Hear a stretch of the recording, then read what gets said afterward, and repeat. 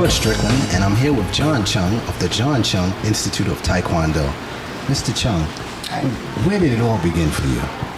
Back in Washington, D.C., about 18 years ago, 1970, I started when I came over from Korea.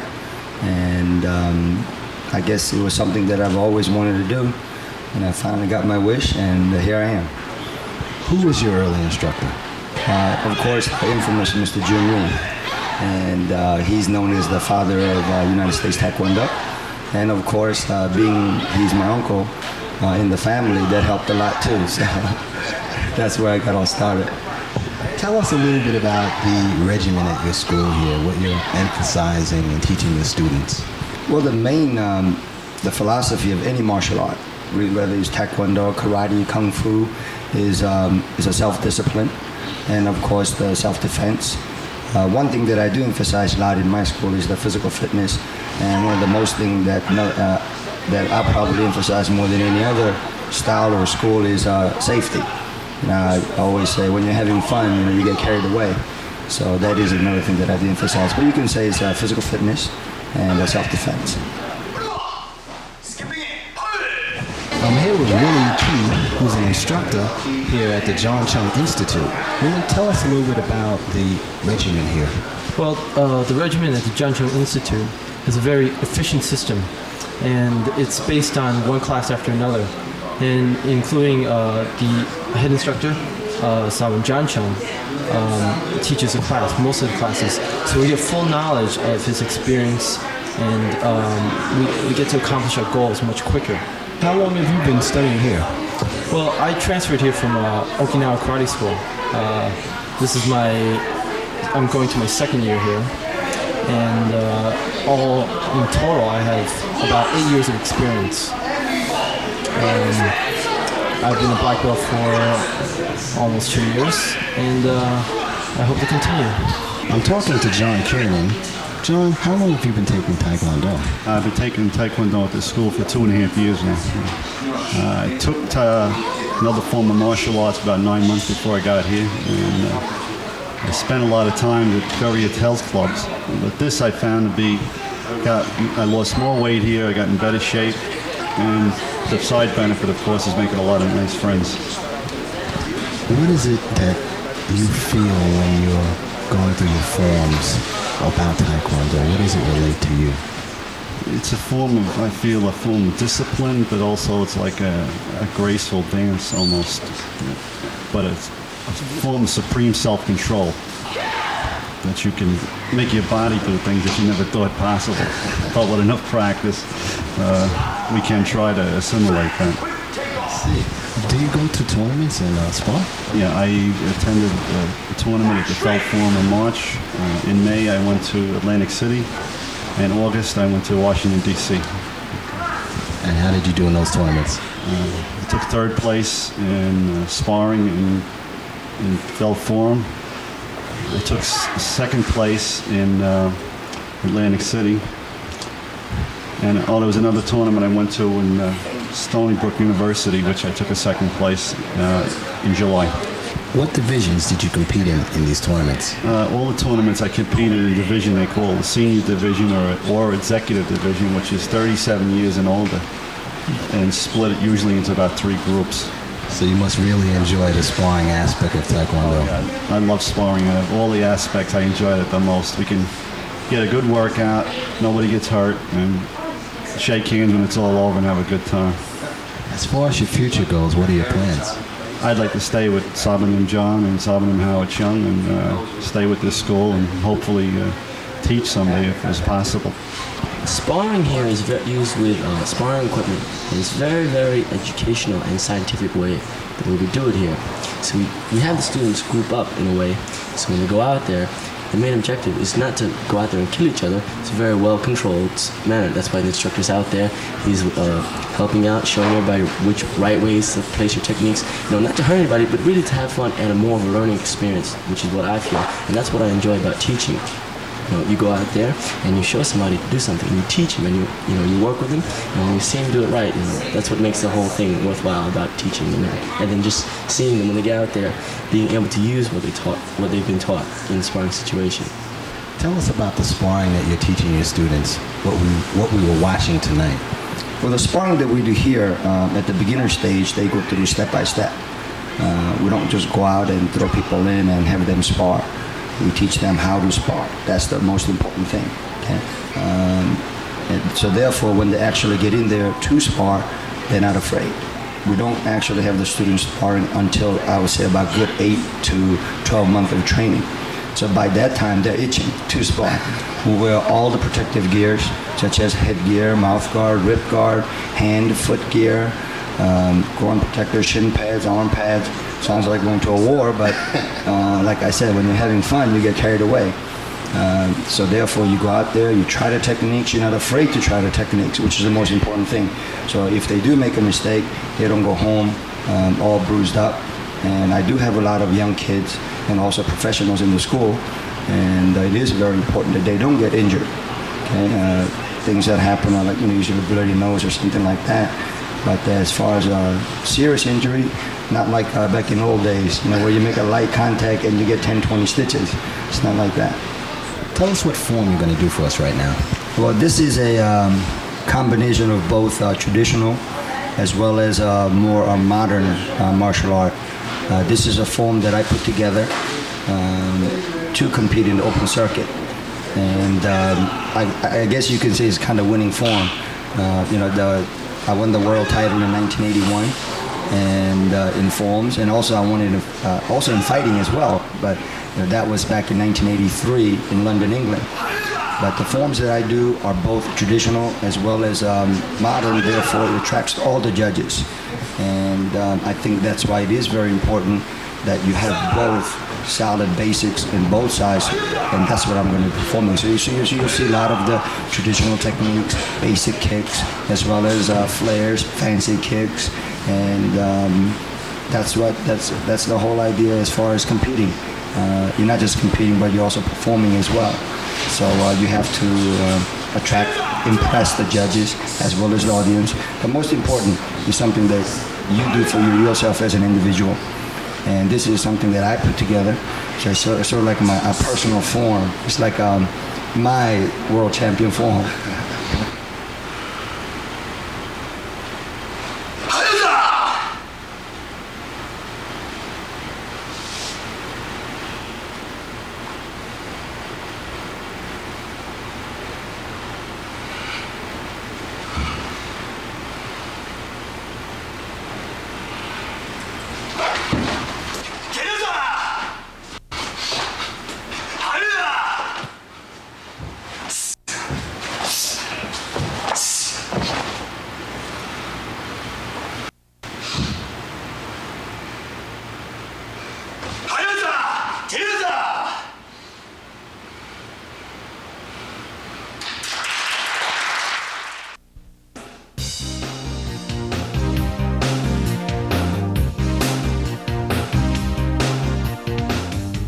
On this week's Martial Arts Spotlight, Shihan William Oliver, an instructor in the Seido Karate system based in New York City.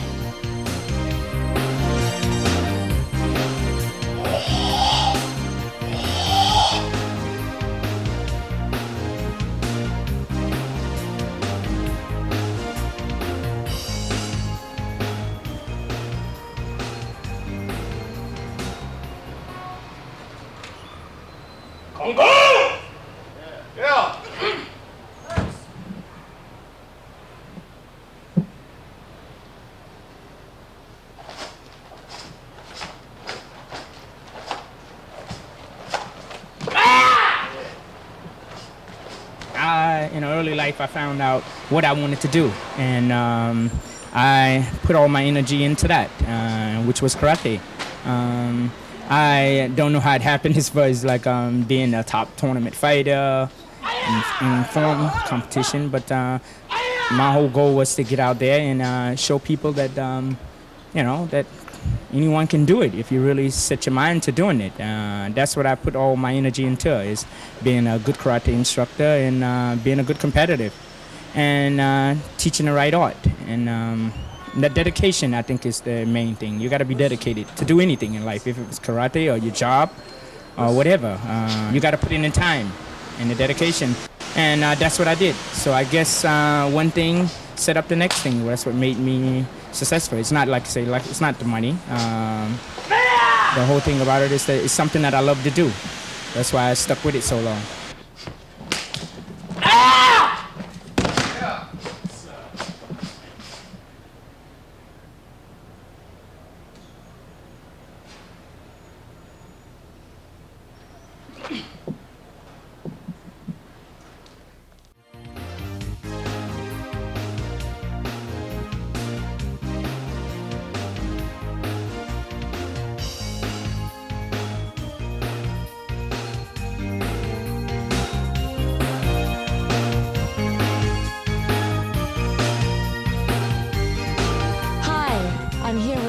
Message from Vancouver, Canada, is it? In British Columbia. British Columbia, Just I'm north of sorry. Seattle. Okay, and Sam, now, what is your specialty?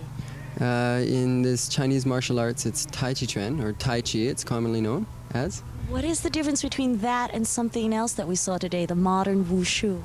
In a sense, there's no difference because all Chinese martial arts come from the same root, and Tai Chi has evolved out of the martial arts like all others. The thing that sort of differentiates or distinguishes Tai Chi from other martial arts is it's usually done with slow, even, connected movements rather than fast, abrupt movements. It dates back from the mid-1600s in China. But it is definitely a martial art, even though it moves slowly. And as you demonstrated that today, you were quite versatile. You did forms, Taiji forms, sword play, and then I saw you duking it out in fighting. What prompted you to do that? Enter in fighting division? Actually, this is the first time I've ever entered fighting division. I just felt in my own development in the Tai Chi, I've come to the point where I felt confident. In Tai Chi, most people think, oh, it can't be a fighting art because it's not very vigorous training forms. But the idea is that we're training a presence of mind, just to be there, not to overextend ourselves into what the opponent is doing or to run away, but rather just to be where you're at. And it's quite a test. I don't like fighting myself. I don't think it's a good thing. But I think it's a good thing for people to train their bodies and develop their reactions and have a context in which to develop presence of mind. And Tai Chi does that. Well, in Tai Chi, it always teaches you to yield and not to really go again and give any resistance in your fighting. But like through Tai Chi practice, I learned how to control my body and my body movements. All right, and not to be able to react. So we learn how to react to the person's action and not to go beyond that. So when a person reacts a certain way, our action has to be according to what they're doing to us. So if they come in with a kick, for instance, you don't know if they're going to kick or punch, but it's a matter of, confidence and relaxation. What I try not to do is try to have any type of pattern or anything set up in my approach in fighting. So I want to stay as natural, or the word Tao, as possible.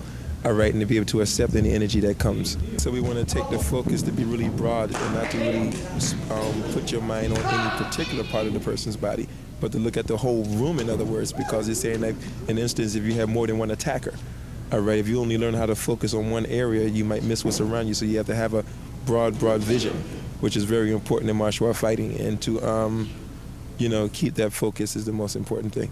It is a very good exercise. One of the things that's so good about it is it's interesting. It's not like doing a aerobics regime or something like that, because no matter how long you've done it, there's more to learn about it, and so it stays interesting. It makes very good circulation, so it increases health for that reason, and it's fun to do also. There are many, many different styles of Tai Chi, almost as many different teachers. And so there are two basic groups that you see right now, and one is Yang style, which is more smooth, more expansive motions. And then there's a Chen style, which is looks more hard, more fast, explosive movements a lot of the time. Everyone out there may have been doing only those two styles, but depending on how their teacher interpreted them, they could have looked very different. Even two people doing a yang style could look very different. Every movement in the Tai Chi form has an application for self-defense or for fighting. And the longer a person studies the form and understands those movements, the more they can be applied to push hands. Basically, push hands is using your body with the least amount of effort to get the most push out of it. So you learn techniques and learn to be sensitive to the other person who is your opponent to know when to use those techniques. Of learning how to concentrate your weight down, and I think it has something to do with the air that you take into your body, that you can mentally direct the energy, because I believe that air itself is like energy. Without the air, we couldn't live. So you could take the energy and direct it low and keep your weight down low, and to be able to root yourself with the earth, because then in turn the earth works with you, and the energy from the earth comes throughout your feet, throughout your hands. So it's made to become really rooted and grounded to the earth is the most important thing, by mentally thinking root. So it's mostly of a more concentration of the mind, more so than trying to physically root yourself.